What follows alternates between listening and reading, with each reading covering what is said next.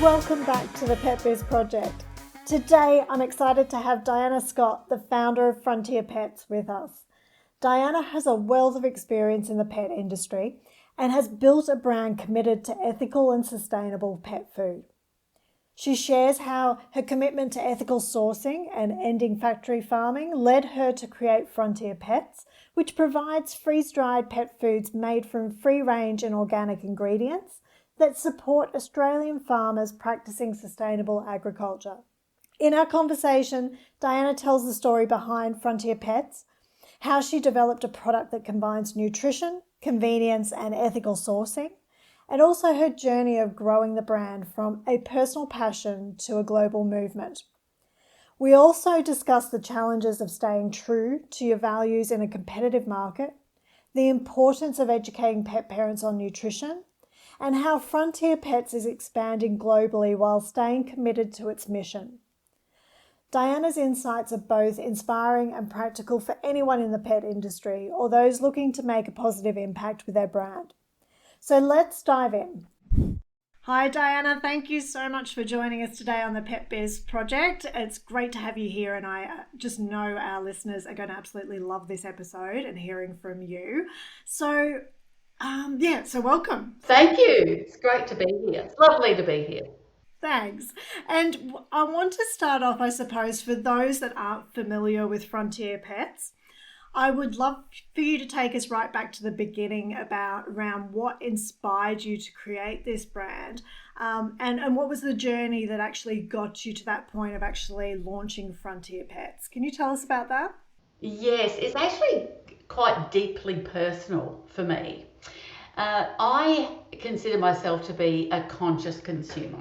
So I will read labels. I'm that annoying person in the supermarket that holds up everybody by reading all of the labels. I want to know what's in my food.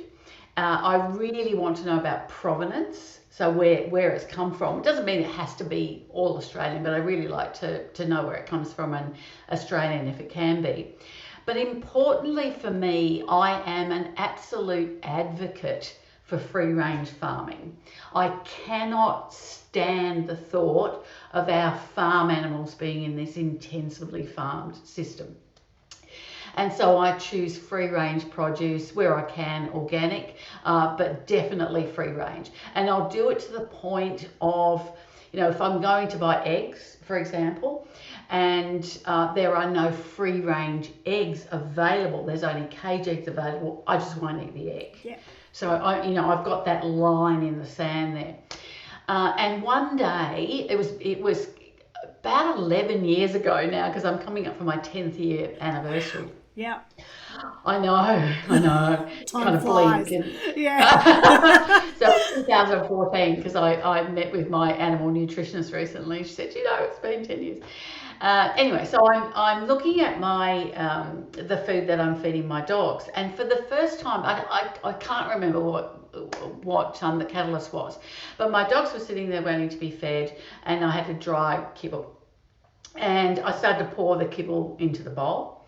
And for the first time, I actually looked at the back of the packet, what are the ingredients and so on. And I realized I had absolutely no idea where the ingredients were coming from, what half of them meant. I didn't know what meat meal meant. Yeah. I assumed that it was meat, and I assumed that it was meat because our pets need to eat meat.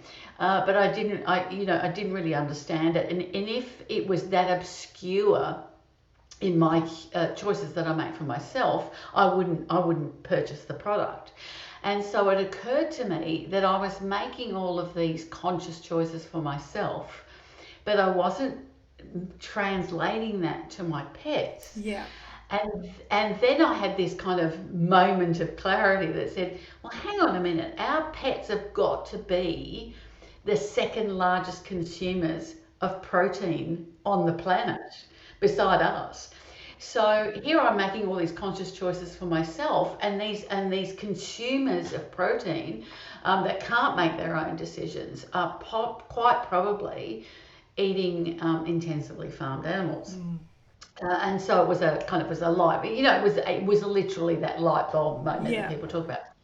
So I did some research and, usual Google research, and said, find. I just wanted to find a food that contained ethically sourced ingredients, that came from free range farms, that supported Australian farmers practicing sustainable agriculture, and that it was made in a way that was appropriate for that pet. And at the moment, it was the dogs. And I couldn't find anything. I just literally couldn't find anything. And what I did do is find a lady called Dr. Kathy Cornack, and she was based in Brisbane at the time. I'm from Queensland, so it was a very easy conversation. So I rang her and I said, what should I be feeding my pets? She was a vet and an animal nutritionist. And she said, you should be feeding raw food. So that was her opinion. It's not necessarily the same as everybody else, but that was her opinion. Yeah. You really should be feeding raw. And I said, can I find a pre-prepared raw food that contains free-range produce? And she said, no. Yeah. Not in Australia. You're never going to be able to find that in Australia. And she said, if you want to do what you want to do, you've got to make it yourself. So she gave me a recipe. And she said, you just go and shop for your proteins and your eggs. And, so the recipe that she gave me contained eggs and fruit and vegetables and so on. She said, this is the basic recipe, and then you can make a decision about where that produce comes from. Yeah. And so I did that. I went and found my livers and my kidneys and my I've been on that journey. Yeah. wonderful things. Yeah. And two fairly large dogs. And it would take me all of my weekend and to portion control these meals, all of my freezer space. And it was a disgusting process to go. I eat meat, but it was a disgusting process to go through. And so I thought, there's just got to be a better way to do this. And at the time, I went on a trip to New Zealand, and I discovered a product called Canine Natural, which is a dog food that's freeze dried. And I thought, that's a really easy way of doing things. And I came back to Australia and Canine Natural was available, so I started purchasing that. But the problem, Tarryn, is that it still wasn't free range. Yes. Yeah. So it met with the nutritional requirements, and it was a raw feeding that I didn't have to do myself, but it still didn't have that free range element. And so because I am just the person that I am, I went, I'm going to do this myself. I'm going to make it easy. And, my background's in marketing. Yeah, so you've got that experience having developing brands. Yeah, and you've got to, who is the consumer? What do they want? And my research was saying that other people were having the same problem. Yeah. So it wasn't just me. It was like other people were saying, I really want to do the right thing by farm animals in the planet. What do I do? I've got to prepare all this stuff. It's all too hard. So really, that's how it started. That's how the journey started. And I assume that we'll go through this as we're talking, but at the time I was quite naive. Yeah. I'm a person that does, I really get in boots and all, and I get in there and I really do it. And I remember saying to my husband at the time, look, I've got this great idea. It's probably, I think it'd cost me $50,000 and take 3 months to pull off, and of course it's millions dollars later. Yeah, it was nothing even drop in the ocean, isn't it? Yeah. But once I was on that mission, I kept going, and I actually went and visited free range farms because of my marketing and business development background. I thought it's all right to have this idea in theory, but can you actually pull it off? Is it even viable? Is it even a viable business idea? And so I dragged my husband and we went on this road trip. Oh, fantastic. From all around the East Coast. And I took the original recipe that Dr. Kathy had given me, which contained the eggs and the fruit and vegetables and the proteins and the offals. And I decided to use only proteins and offals from animals that are traditionally intensively farmed. Yeah. So your pigs, your chickens, your beef, Yes. fish, very intensively farmed. So, so the point from you actually having this idea to actually launching Frontier Pets, that was quite a long period then, wasn't it? With all that research and travel. It was. So we went and visited the free range farms, asked them if they would sell us their trim, all of those things. And another story is that they were just delighted to be able to do that for us. But yes, it took 3 years. So I was working at the time, and so I didn't just say, okay, I'm going to stop what I'm doing and now do Frontier Pets. Yeah. I actually had to work out whether I could make an income out of this. I mean, we've all got to make an income. Mm. So it was 2014, as I said, when I met Dr. Kathy, and we started working on this together. She came on board and we worked on it together. And I launched in January of 2017. Great. So it was a 3-year transition. And it wasn't just making this food and how do we freeze dry it and finding people that could do it for me, because I obviously didn't have a freeze dryer sitting in my Yeah, and they're garage. not cheap, are they? They're $1 million. Yeah. Mm. Wow. And they're big, size Yes. of a container, Gosh. but very, very, very, yeah, Yeah. very clever. Yeah. So, I had to do a lot of work to find out, if it was even viable to do this, Yeah. and then put my marketing hat on and say, okay, well then if I do this, how am I going to market it?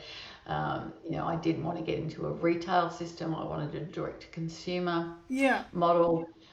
So there was a lot of work that went into just the development, because it might seem like a standard thing now, freeze dried food, but at the time in Australia 10 years ago, there wasn't It was a any. very different marketplace, wasn't it, for Zero. pet food? That's Yeah, right. like, yeah. Yeah. Yeah, and so when you say, like, with Frontier Pets, you stand very strongly for ending factory farming. That's the mission and the vision over above the food itself. Was that a decision that you made right from the get go when you were going and visiting those farmers and developing the product? Was that at that time, was that the point where you were like, right, this is what we stand for, this is what we're going to, change, this is the mission that we're on? Or was that something that developed after you sort of launched? No, it was right from the get-go. Yeah. So there I am, as I said, saying I'm only going to buy free range and I'm only going to support farmers practicing sustainable agriculture. And as I said, that light bulb moment where I said our animals are the second largest consumers of intensively farmed animals. So they're actually part of the problem. Yeah. What if I could make them part of the solution? And so I went with that intention. So it sounds like an extremely bizarre mission to say I want to end factory farming. Yeah. But we're ending factory farming through the Yes. pets. Yeah. So absolutely, I went in with that intention. Mm. Obviously, the second part of that is you got to make a food that's extremely nutritionally sound. Well, and yeah, and easy for parents to prepare, isn't it? Pet parents to prepare, because we're also time poor these days, isn't it? It's like, Yeah, so it was, that's right, because you want to do all the right things, both by the environment, by farm animals, animal welfare, and your pet. yeah, But let's face it, we're all busy. You're not going to sit there, as I said, chopping up food. I had to have those ticks in all those boxes. Does it meet the nutritional requirements of our pet? Is it easy to serve and prepare? yeah, Can you put it in your cupboard? All of those things had to be considered. So I did go in with that, and I'm still there, and I'm saying everything that we do at Frontier Pets has that vision and that mission behind it. yeah. And you have such strong values as well, core values of the business, don't you? There's like that you don't compromise on. Yeah, is it that first like I mean the end result is that free range and organic produce is a lot higher in vitamins and minerals than the intensively farmed alternative. So what you're getting is a food that is nutritionally off the charts good anyway. And people must see that straight away in their pets once they start moving on to that kind of a diet. They must see results pretty quickly, don't Within they? a week, within a week, you will notice a difference. If you've gone from a heavily processed kibble diet, if you went from a heavily processed kibble diet to a raw, you'd see the difference. Yeah. So we're a raw product made easy, and that has that ethics behind it. But yeah, you'll see it in a week. You will. And so, a huge part of what you do, I suppose, with your brand and with the business must be education, is it? And awareness. Yes, on several levels. Yeah. So, how do you approach that? Can you explain that to us? Yeah, I think, well, as you said, being a marketer, Yeah. You know your stuff. so you know what it is that you have to do. But it's a collision of two things, I think, and this is where I've never experienced this in my marketing life before, where a consumer is so engaged with the process. And when you sell a pair of shoes, you might like the pair of shoes, but the consumer doesn't really need to know where the shoes are made or how they're made or whatever. But when you're talking about someone's animal, their pet, it's a completely different ball game. Yeah. And everybody that's probably listening to this knows that. We're in this business and we've got, I dare say, an entitled customer base. uh, Well, it's very emotional purchasing decision, isn't it? Similar, oh, like absolutely. parents Yeah. purchasing for their children. You have to trust that brand to be, to buy from them. Yes. Yes. And I think that that's a really good analogy and a reference. It's like a baby.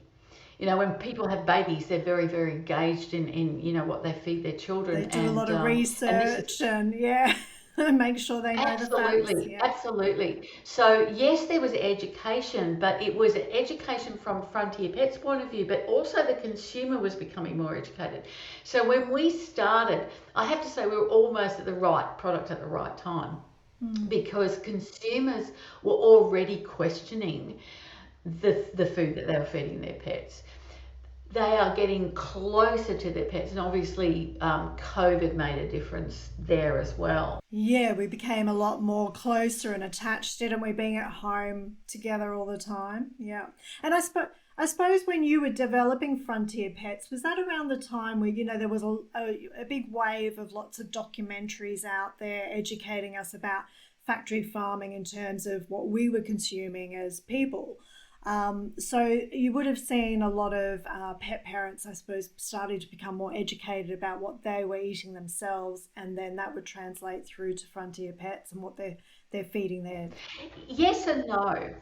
Yes and no. The biggest challenge I think that we have is to motivate the customer that is a conscious consumer to make that giant mental leap into their pets. And when I speak to people, they say, I never thought about that.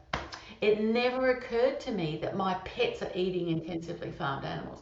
It did, in a sense, forget the nutritional value and the processing and the raw versus kibble and all that argument. That's its argument in its own right. Yeah. It's for us, it's that converting people, saying if you only buy ever free range eggs, if you only ever buy free range produce, do the same thing for your pets. Yeah. And I still have those conversations. So I think people are starting I mean, obviously I don't think they're starting to make their choices. They are starting to make their choices. I mean, look at the range of free range eggs that are on the supermarket shelves today I versus what know, they were it's like. very different, isn't it, to even a It's few years ago? it's very Yeah. different, and that's consumer driven. I mean, the Coles and Woolworths aren't going to allocate shelf space to something they're not No. going to sell. So it's both of those things, Tarryn. I think it's saying to people that are already making those decisions, Yeah. think about that for your pet as well. And then for us, it was around Really, it's more biologically appropriate to feed your pets raw food. We know it's hard, we know it's a pain. Here's a product that makes that easy.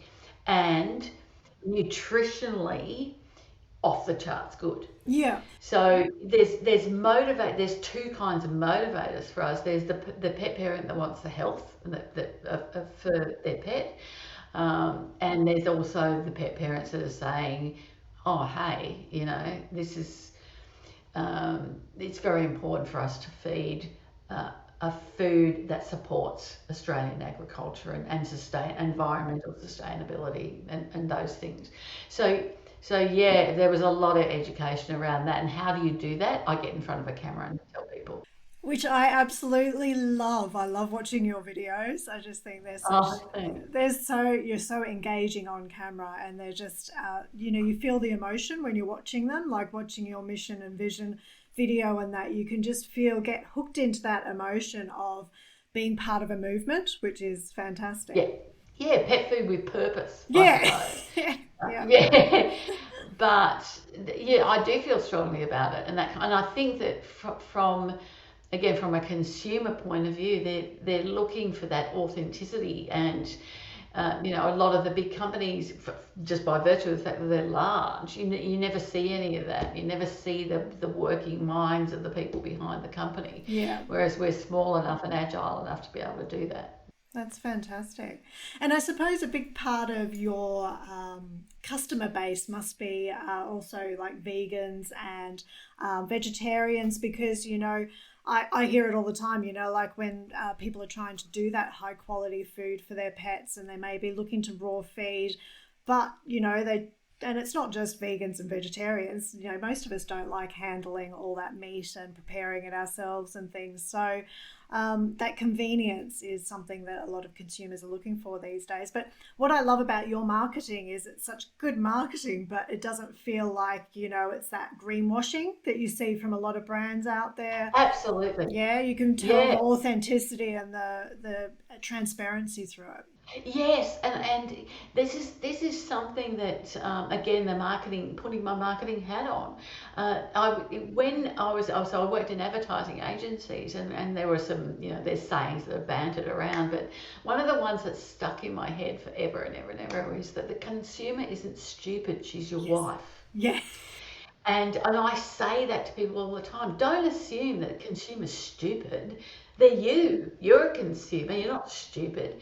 And that they will. You can't just say nonsense stuff. There's a lot of white noise about pet food. There's a lot of differing opinions, but it's what makes sense. And I think people relate to other people. They just say, look, this makes sense. Your dog's not walking around with a barbecue cooking their food. Your cat can't live on a vegan diet. It will die. Yeah. It's an omnivore. It will just die. Carnivore, sorry, it will just die. So, I think that, the consumer is far more informed. And as I said, in this particular instance with our pets, they're so heavily engaged Yeah. in that decision, and they are trying to relate to somebody that seems to it's just a person like them that wants to feed the right food. I mean, I don't have all of the answers, but so therefore I engage other people like Dr. Kathy Cornack, who has the answers. I wouldn't have been able to put the recipe together, but she can. But Yeah. Well, it's important in any business to surround yourself with the right people, isn't it? You can't be everything to everybody, and you can't know everything. But yeah, it's around, surrounding yourself with people that can give you advice and support on that journey. So, from what I've read about Frontier Pets, you didn't start out dogs and cats, did you? Did you start out with dog food first, and then you transitioned to sort of bring in and develop the cat side of things as well at a later date? Is that right? yeah, that's exactly right. And I think it was because I had dogs. I've had cats in the past. I love cats too, but I just happened to have dogs, and it was such and I understood, I think, the dog market a lot better. And when I sat down with Kathy, who's a vet as well, and she said there are so many problems with our dogs the weepy eyes, the digestive issues, the The skin skin issues, conditions. yeah. You know, Yeah. there's so many issues with them that can be traced back to their food. So it was kind of a no-brainer in that respect. And um, what cats have their own issues too, but they're not as obvious, I think, as the dog. So it was a clear path for me to go down the dog area, Yeah. and as I said, within a week you'll see a difference in your dog. But then when we got into the dogs and I'd learnt more about um, the physiology of our companion animals, and that was a big thing for me. I talk about engagement. I was like with Dr. Kathy all the time, and she trains our staff all the time. She's Fantastic. constantly up training, Yeah. and she talks about their jaw structure and how their digestive system, and so we really actually get in there and we understand. And because I could see the change so easily with the dogs, it was more of the path of least resistance, I suppose. But we started marketing cat food about 18 months ago, so we're starting to get into the cat space. So yeah, it's just so we've got dog foods and treats, and now we've got cat food and treats. Yeah, It's just part of the journey, isn't it? I think for a lot of brands, you have to start with something. You can't do it all initially, especially budget wise and just time and energy. It's got to be part of the journey that you're constantly evolving and growing in different areas. So it's great to see that, that solution is out there for cat parents as well. I think it's, and people having both, so many households, especially since COVID, now have multiple pets and not just dogs or cats, but have both. So it's a great feeding solution for the whole home. So it's great. kind of it evolved as much as I wanted to get into cats anyway. There were so many people that were contacting us and saying, my cat keeps eating my dog's food. They're eating Frontier Pets food. Yeah. So it was fine. I mean, it wasn't, as I said, our cats are carnivores. Let's get real. But they were eating the dog's food. So they were saying, can you please come up with something for cats? No, that's good. It's a good point to listen to your customer feedback as well. As you're developing your business and moving along that journey, you've got to constantly be asking for that feedback and taking it on board, because I think sometimes we think we know what consumers want, and then it's when you actually listen to the feedback, it's a very different story. So Absolutely. fantastic. So I suppose a lot of our listeners, some of them are just starting out on the journey of developing their own pet brands. Do you have any sort of specific advice, or I suppose just lessons you've learned along the way that you would, think are very valuable for those just starting out?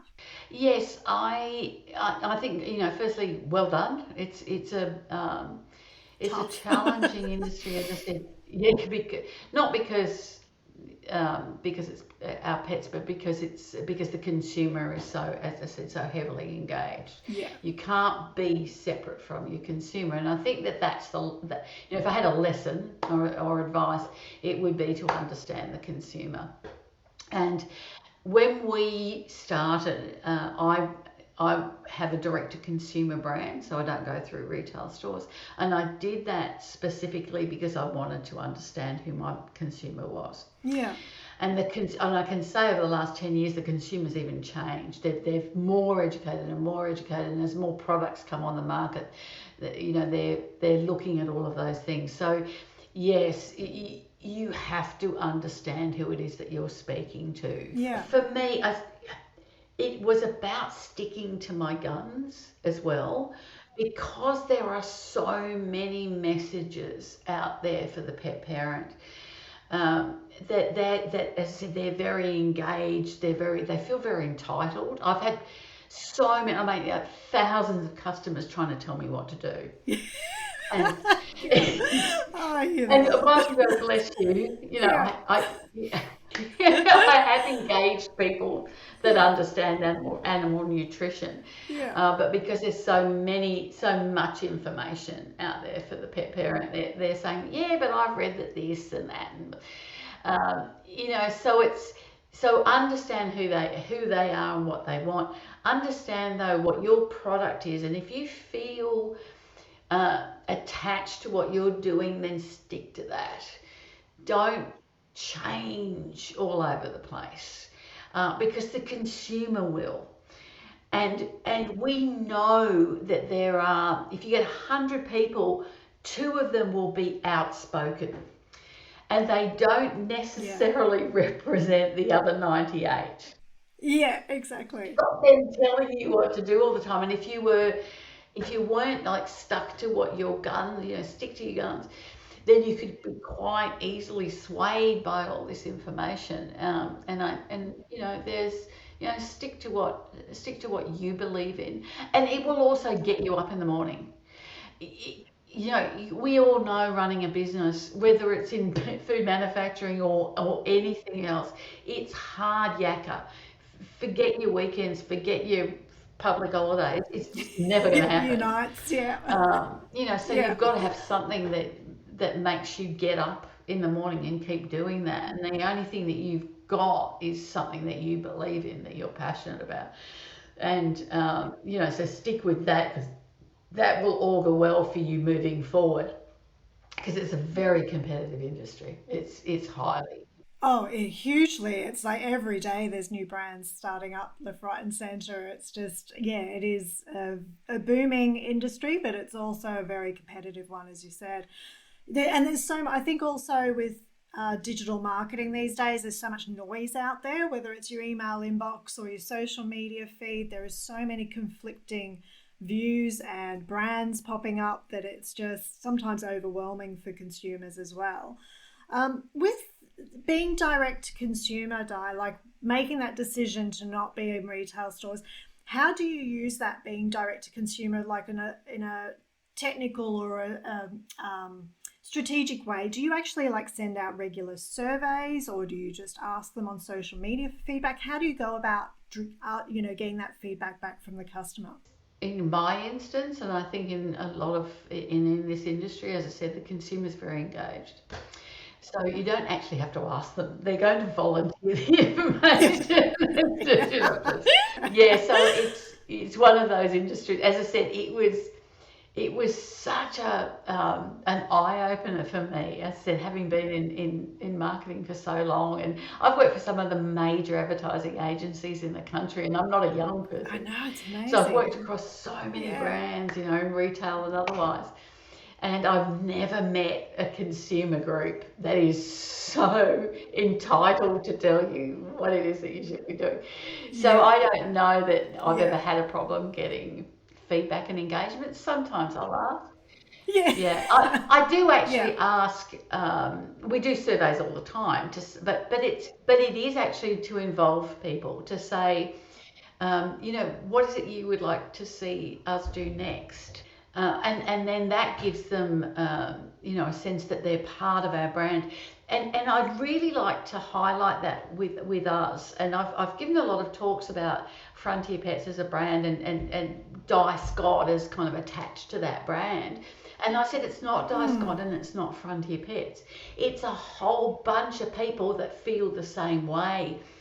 And people can say this. It's a real throwaway line. Oh, we care about the customers and all that kind of. Everyone cares about their customers, because otherwise they wouldn't have a business. Yeah, but we are a movement of people. There's no question. It's not Frontier Pets the brand, or me. It's a movement of people that want to achieve something. And so I think we're very blessed in that people feel that they're part of this journey. And we've had customers that have been with us since the get-go, and I could name them. I could actually name them, even though we've got Yeah. 50,000 customers now. I could name the people that were there right at the beginning, following the journey.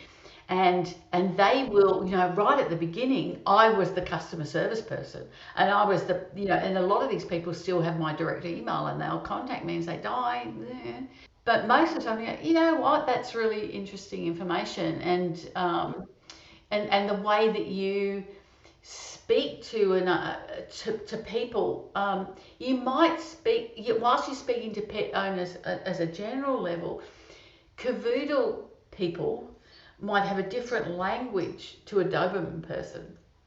and they do.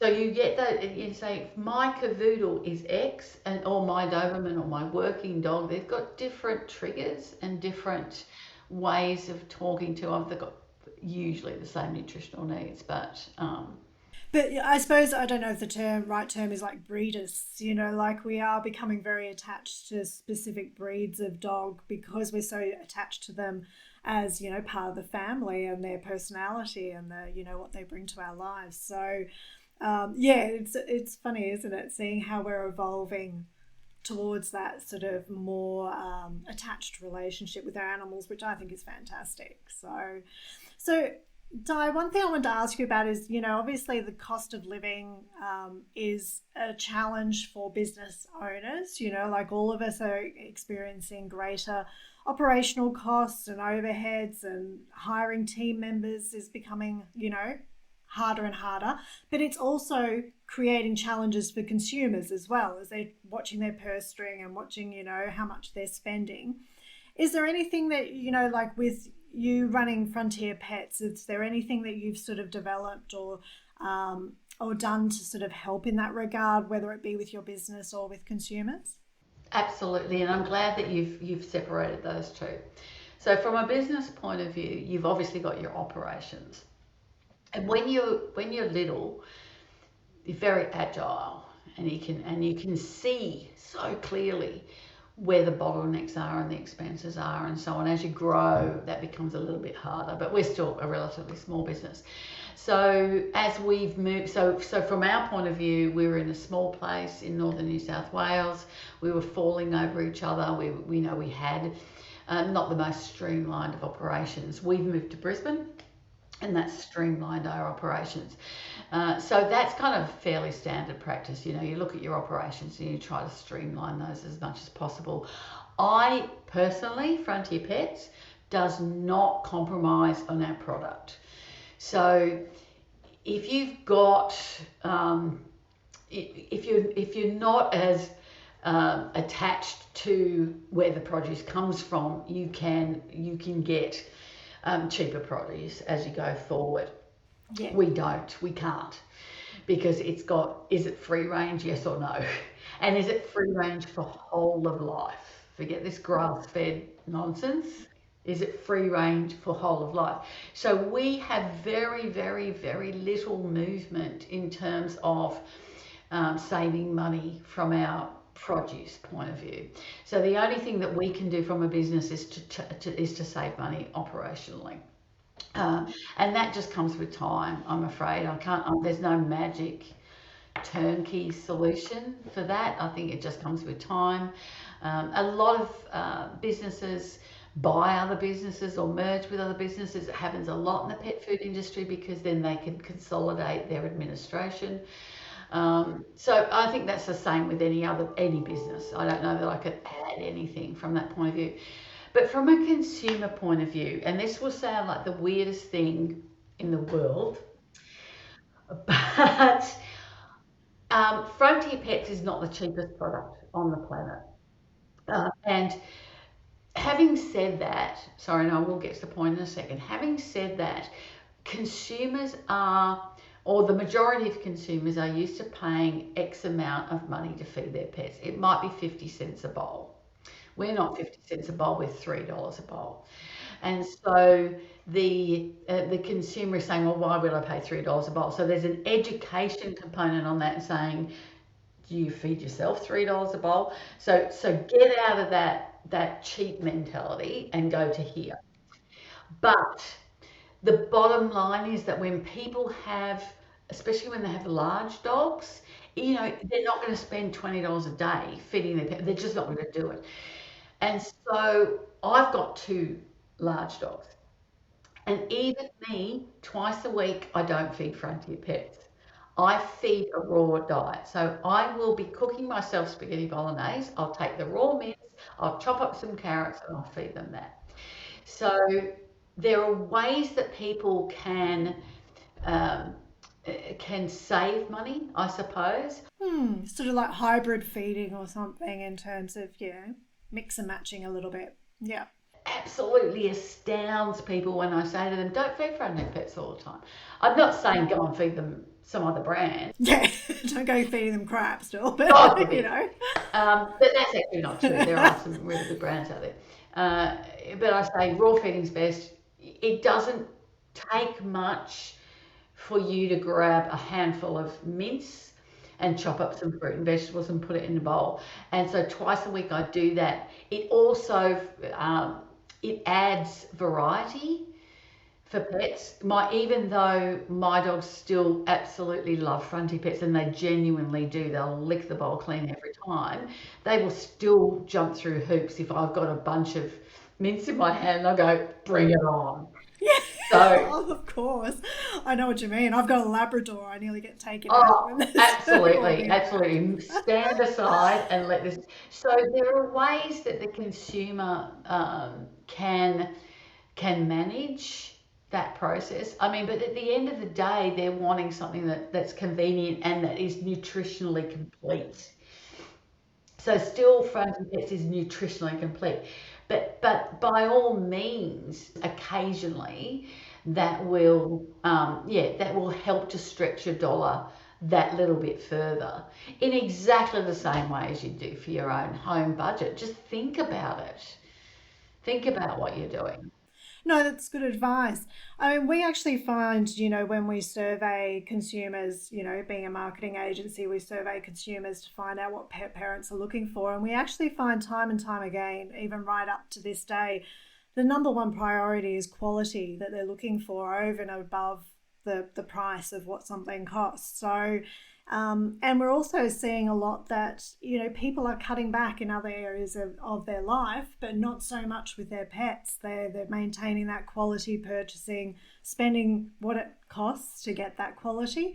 But then they're cutting back in other areas of their lives, instead. So it's very interesting to see because I don't think that would have been quite the same to that degree prior to COVID or even like 10 years ago. I think, consumers are placing a lot higher priority on the health and well-being of their pets than they ever have. So even in difficult times. Yeah, and I mean, other people have used this comparison before, but a cup of coffee now is nearly $6. I And know, it's it's like, well, don't have ridiculous. that cup of coffee. And the $6 will give you a really great food. So I think people are trying to, making those choices too. And not just because of the cost of living, because it makes more sense. It makes sense to budget better. And it comes back to that education, I suppose, that we were talking about earlier. It's like they're becoming more conscious, more, educated, more aware of what they're actually feeding themselves and their pets. So, Di, here at the Pet Biz Project, we have our motto is building meaningful relationships with pet parents. That's what we're all about, is not just about marketing, but about how do we create that emotional connection and support and educate pet parents and build those long-term relationships with them. Can you tell me a little bit about what that means to you personally and to Frontier Pets? I told you before that our resident vet, technical vet, Dr. Kathy Cornack, comes in and educates us all of the time, and she does. And so what you end up with from Frontier Pet's point of view is a very, very educated customer service team. So we have our customer service team have been with us from the get-go. So when you build a relationship with a consumer, it's understanding, it's knowing what you're talking about and understanding what their issues are. And generally they're the same issues. It's rare that you get someone ring up and say, well, my dog's got a green tongue. What do I do about it? I have no Yeah. idea. Yeah. But they will That's a little usually, bit too much. yeah, they'll usually have the same kind of issues. And so being educated and informed is such an important part of building that rapport and building that relationship with somebody. And so when a customer rings, they will get an educated response. And if we don't know the answer, we'll say, just leave it with us and we'll speak to somebody that does know. Or we'll say, I don't know, go to your vet. And I think it's building that trust. And it's all about trust and none of that nonsense bullshit that you get from a lot of the larger companies that just don't know. They would, they've got somebody in their ivory tower, and at the end of the day, they've got someone that's trying to talk to people. Whereas what we do is we engaged our whole staff all the time. So we've got the vet that will come out and she will educate customer service, but she'll also educate production. So we've got production people, operations people, management, customer service, all in the same room with the vet who's saying, this is right, this is wrong, etc. And so, and our customer service people will talk to our operational people and say, this is what the customers are saying, or this is what their issues are. And so you've got engagement of all the team. There's no separation. And you've got more minds coming together and creating solutions, haven't you? Absolutely, absolutely. And yeah, when you're small, you can do that. But as we've grown, I've just made sure that they're always there because it's easy then to become in your little silos. So you've got an operational person, we've got a head of operations, and he is hardwired to try and find the most efficient way possible to produce our food. Yeah. And we've got a customer service person who's hardwired to do the right thing by the customer. So they've got to come together. There can't be any compromise between the two, and that creates a trust between the two. And so if you've got that communication within your own organisation, that filters out into your end consumer. Definitely. The consumer then must feel that level of knowledge and understanding and collaboration within the team just through the conversations they're having when they can contact you for support. Yeah, and they can contact us for support, and I think that's Yeah, I know it's not just a little chat bot or something, is it? we're not a chatbot. We're not an you can contact us via email, but you can actually pick up the phone and speak. That's really strange. Yeah, wow. It It's doesn't happen awesome. much these days, does it? But that's right. That's fantastic. Pick up the phone and ask us. And as I said, if we don't know, we'll find out. And so people they might have strange things going on with their pets, like a green tongue or whatever. But basically, it's the same thing. They've got digestion issue, or they've got weepy eyes, or it's the same. It's a common query. Fantastic. So tell me, Di, what's next for you and Frontier Pets then? What exciting things have you guys got coming up? There's a couple of things going on. I mean, as I said, we've got into our cat, so we've got this companion range. The big thing for us is the global expansion, global domination. We've got a product that's easily transportable. Because our product is freeze dried, and I won't go bore everybody with what that means exactly, but what it is it's raw food with all the water taken out. So you don't have any spoilage. So it's kind of a natural preservative. So our product has a documented shelf life of 2 years, but you could keep it and you keep it for 20 years and it'll never go off because it's got no water in it. So it's very, very easily exported. And so we started exporting to Korea about 3.5 years ago. And now we're Singapore, Thailand, Taiwan, Japan, and we're about to get into China. So that's kind of our big thing.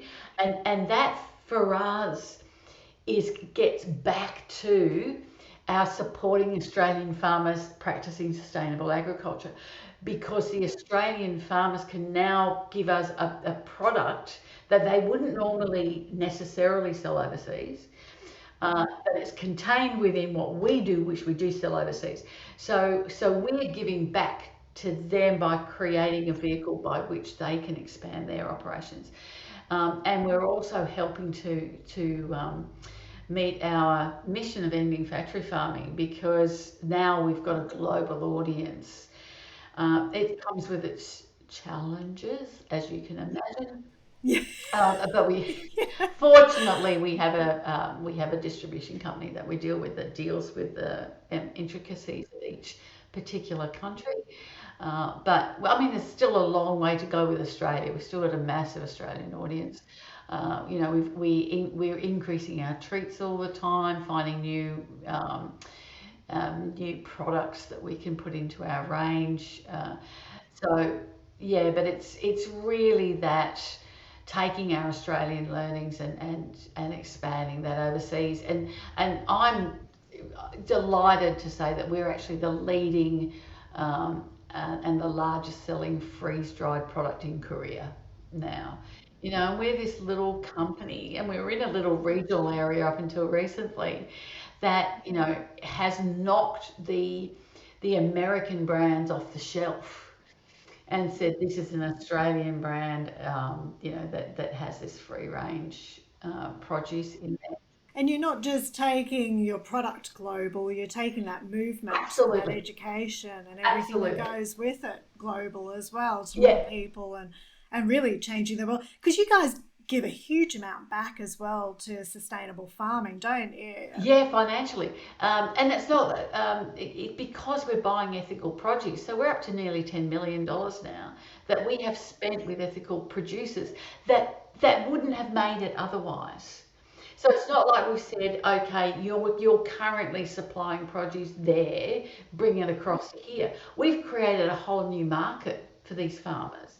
And that's what, remember back at the beginning when I said we did that road trip and we saw the farmers. And they were going fantastic, fantastic, because now we have, a market for what they call their trim. And I won't bother going through all that with you.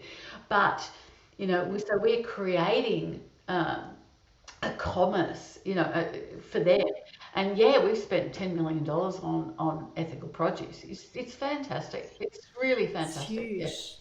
I'm just in awe of everything you do, Di. It's like it is amazing, and it's just fantastic to see. It's a business that's not just about their products. You are just about so much more, and about changing the world and really going out there and having a huge impact and changing lives for the animals and also for people. So it's fantastic, and we've really loved having you here on the show today. Before you go, if anyone wants to reach out to you, whether it's like your customer support or partnerships or anything like that, what's the best way to get in touch? They can always contact me directly. So it's Diana at frontierpets.com.au. Our telephone number is on our website. So and there's contacts. So there's info at customer service, and there's a phone number where you can contact us. But if you're especially if you're another pet business, by all means contact me. I think that the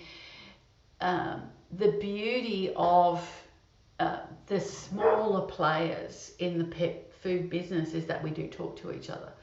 And I've just literally got back from the Pet Food Industry Association conference in Sydney. I mean, I like literally flew in last night, and we talk to each other, and we share information. There are enough customers. There is enough for everyone. Don't get caught up in, oh my God, there's a competition. Yeah, there's competition.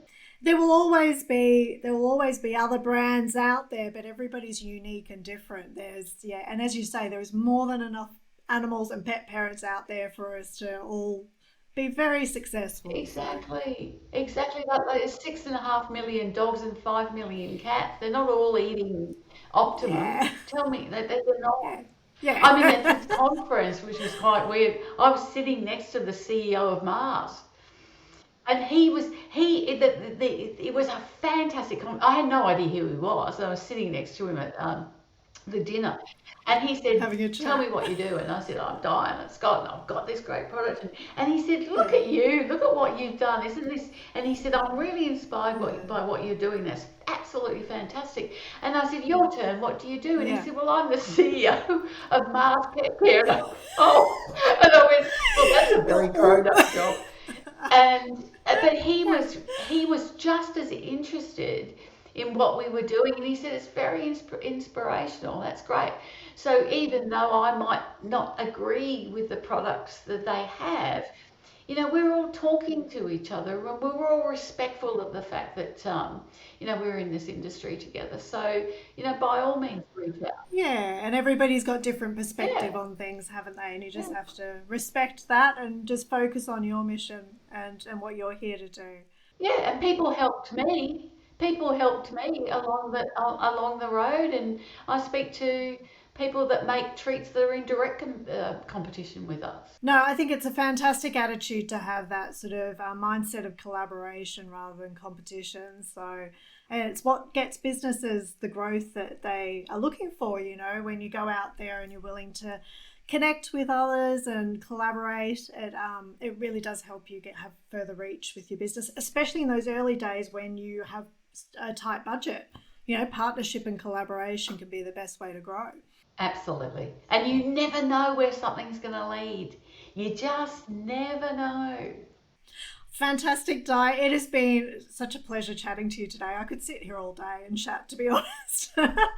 But I really appreciate you sharing all this information and just your experience with our audience. I think they're going to, find this. I know they're going to find this episode just so valuable. So thank you. I really do appreciate all your time. And we'll pop all your details, contact details in the show notes as well of the episode. So thank you so much, Di. Have a great day.